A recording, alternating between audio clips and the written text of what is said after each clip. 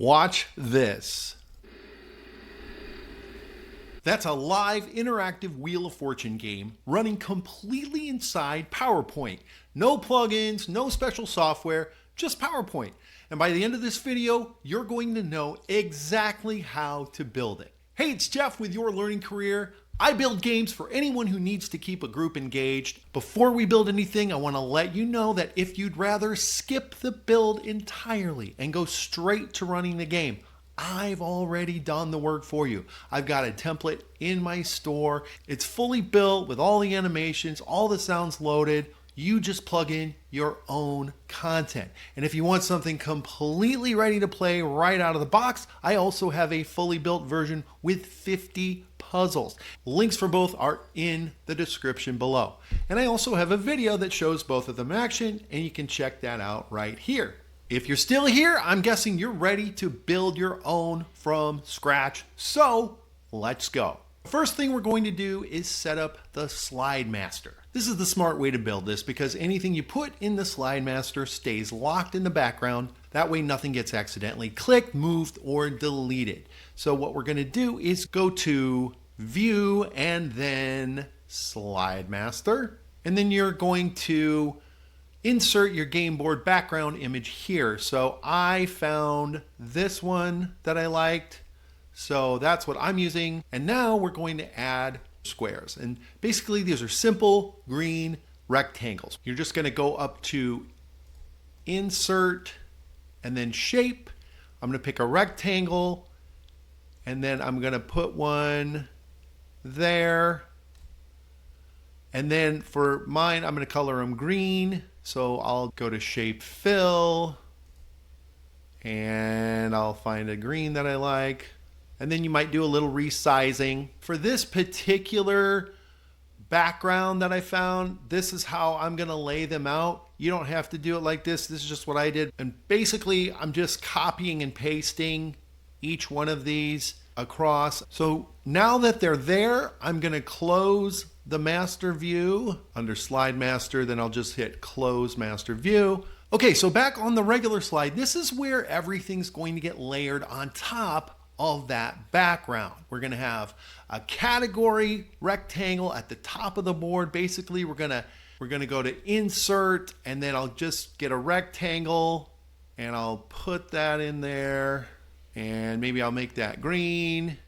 And when I double click it, it'll let me type, so I can put category. Next, I'm going to create some white tiles that I'm going to put over these green rectangles. So to do that, I'm just going to go again up to Insert. I'm going to do Shape, Rectangle, and I'm just going to draw that right over one of these so that it is the same size.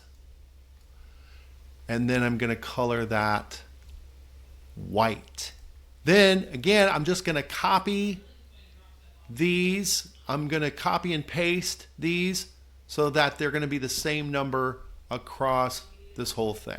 Next, we're going to create some alphabet buttons that we're going to put below the puzzle. So to do that, I'm going to insert a shape. It's going to be a rectangle. I'll make it maybe like that big.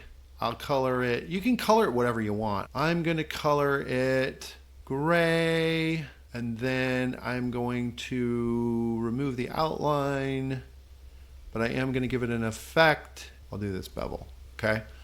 And then within that, I'm going to double click it and I'm going to type A, okay? And I will make that black and maybe make it a little smaller so it fits. What I need here is the whole alphabet. So that's A. Now I'm going to do the same thing for B through Z. So let me pause for a minute and I'll get those up here. All right, so now I've got my alphabet buttons. I made some adjustments to them, but you can see I've got these now ready. The other thing you want to do with these is to name them, because later on you have to do some trigger animations. So I'm going to go to home, arrange, and then selection pane. And so when I click on these over here, this is where you can rename when you create them, they will have names like shape 1, shape 2, or square 1, square 2, whatever, rectangle. See, like these have rectangle, blah, blah, blah, 101, 102. So these will too. So it will be easier for you later if you go on them and call them, A, B, C, D, etc. And yes, it's a little tedious, but it will save you time later. Next thing now I'm going to do is I'm going to create the letters that will reveal both on the board, and as players pick letters, I'm going to create a row of those letters. So what you can do is just take one of these existing rectangles, copy, and paste, and then that's going to go down here. And then you double click it. You can type a letter in there. If it comes out white, I want to make it black, and I'll make it a little bigger. Yeah, that's probably good. Okay, maybe even bold, So there. So that's that. And then let me go ahead and call it A1. And then what I need to do is I need to duplicate this A several times. And the reason is because when you have your phrase or your word, you may have more than one A in it, right? So you want to have enough of these letters. So I would make at least 6 duplicates. You're just going to go copy, paste, and you're going to put that over. Okay. And then that one I'm going to call A2. All right. And so on and so forth. And you want to do that for each letter of the alphabet. So I'm going to have like 6 A's, 6 B's, 6 C's. That's what you're going to do in this step. So now I've got stacks of letters all the way across. A few more visual pieces, and then we're going to be into the fun part, the animations. So first, the wheel. You're going to find a Wheel of Fortune style wheel image, and we're going to position it so that it's kind of half on and half off the board. So we can see the full wheel here, but in slideshow mode, you'll just see part of it. Okay. And I'm also going to have an arrow. So I'm just going to go to Insert. I'll go to Shapes and an arrow. I'm just going to kind of put that there, but it's just, I just want to have an arrow that I can use so I know what is hitting.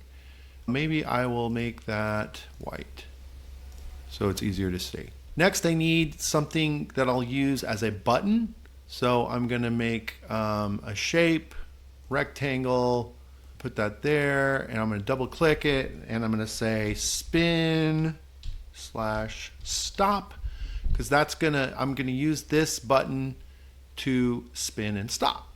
And then the other thing that's cool to have is a Bankrupt button. So I'm going to go to Insert, Rectangle, and I'm just going to put that below these letters, and I will make it black, and I'll double click Bankrupt. Okay, the game board is built.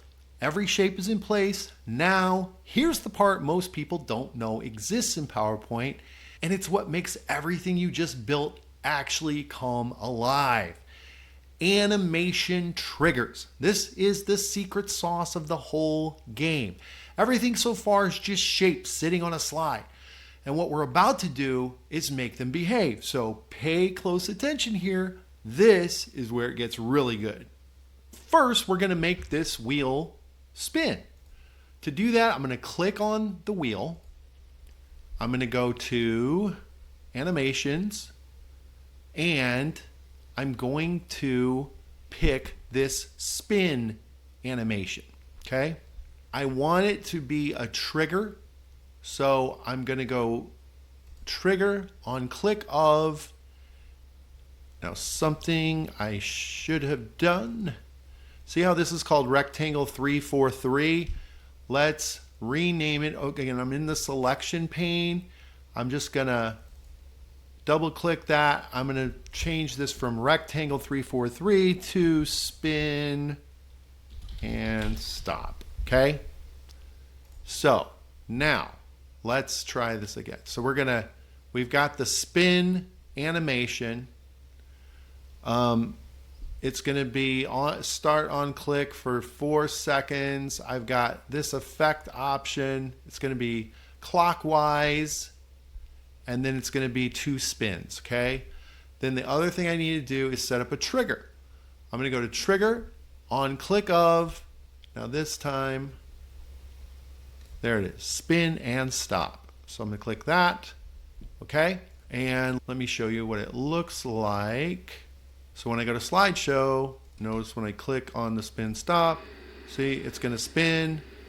Now, it doesn't stop yet.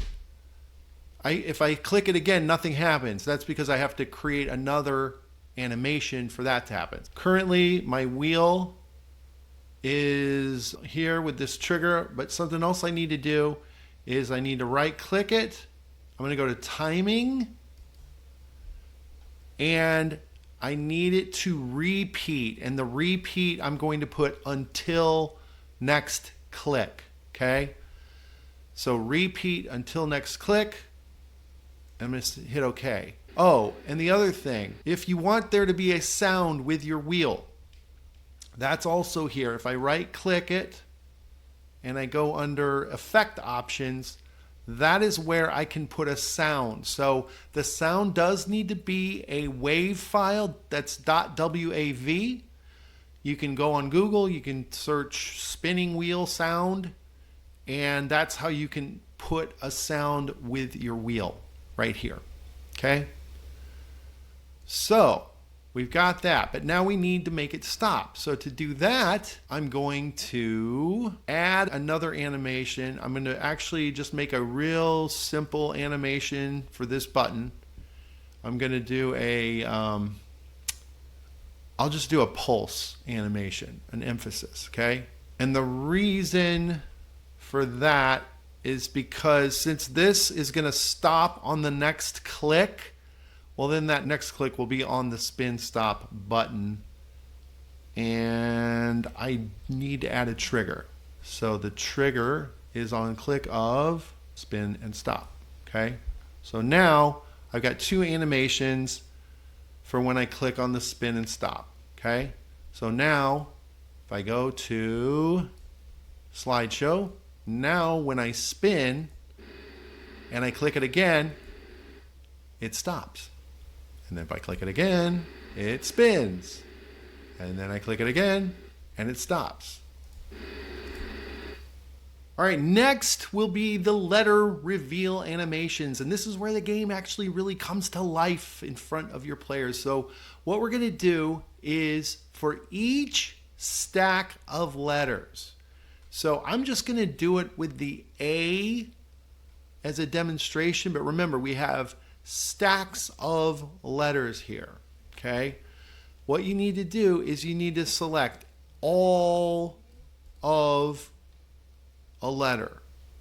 You need to do this one letter at a time, because what we want to happen is when I click on A, I want these A tiles to reveal. When I click on B, I want the B tiles to reveal, all right? So I have to select all of my A tiles. I'm just clicking and dragging so that it selects all of them. And I'm going to go to animation. I'm going to select a fade animation. And then I also need to do a trigger. And the trigger is on click of A, because the little gray square is A, right?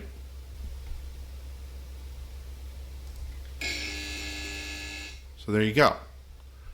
So when I click on that A, it's going to show all of the A's. Okay? And then I need to do that for all the rest of these stacks of letters. I need to make a fade animation for the B's, and I need to link it or trigger it with the B button. Okay? That's what I'm going to do for each set of letters. And then for the top one, I want to associate a sound with it. For that, I'm going to right click the object in the animation pane. So for that, I'm going to select the top item. I'm going to right click. I'm going to go to Effect Options, and that's where I can insert a sound, either like a buzzer sound to let them know it's wrong. And this is optional. This is if you want to have a sound go off when a letter shows. The way I do it is I put a buzzer sound for each one. And you're just doing it for the top letter. You don't have to do it for the whole stack, just the top letter. I do a buzzer sound because most of the letters are going to be wrong, right? Because depending on the word or phrase isn't going to have every letter of the alphabet typically. So I do them all on buzzer, and then once I start building my puzzles, that's when I will switch the correct letters to a correct sound. But again, that's optional. You don't have to do that. Okay. And then the last thing we want to do is make this bankrupt sound. So what we'll do is we'll find a sound file. You can insert and then audio, and you can find audio on your PC. In my case, I have this sound that I found. So anyway, now what we want to do with this bankrupt sound is we want to associate it with the bankrupt button, which, let me go to the selection pane and make sure that this is named bankrupt. Yep. It's rectangle 344. Let's do bankrupt. Okay. Now I'm going to go to my sound. I'm going to click on it. I'm going to go to animations. I'm going to make the animation play, and the trigger is on click of bankrupt. There. So now in slideshow, when I click the bankrupt button, there it is. Yay. Okay. Or actually, boo. So you now have a fully functional Wheel of Fortune game base. And then here's how you turn it into actual playable puzzles. So basically each puzzle will get its own slide. You just need to duplicate this slide and then decide whatever your category and your answer phrase will be. So let's just keep it real simple. Let's say your word or phrase is apple, okay? So what you'll do to build the puzzle is you're going to drag the letters to your board. So A, P, P, L, E. Okay?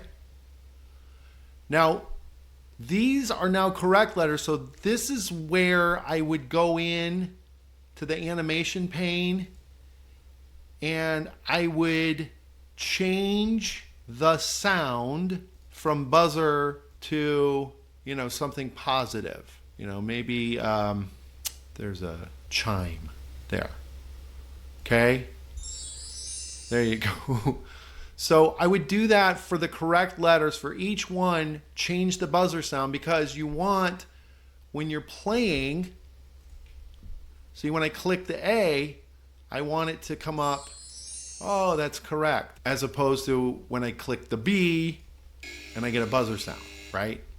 Now you have everything you need to run a live Wheel of Fortune style game with your group. Now, one thing I didn't cover in this build is the toss-up round. Both versions in my store include toss-up rounds. There's the DIY template, gives you the fully built board, ready to customize. And then I also have a full game, fully built version that has 50 puzzles ready to play right out of the box. Both links are in the description. And if you want to see what the game actually looks like and learn how to customize and play it, I'll link to a video right here. I want to thank you as always for watching. Have fun, and we'll see you next time.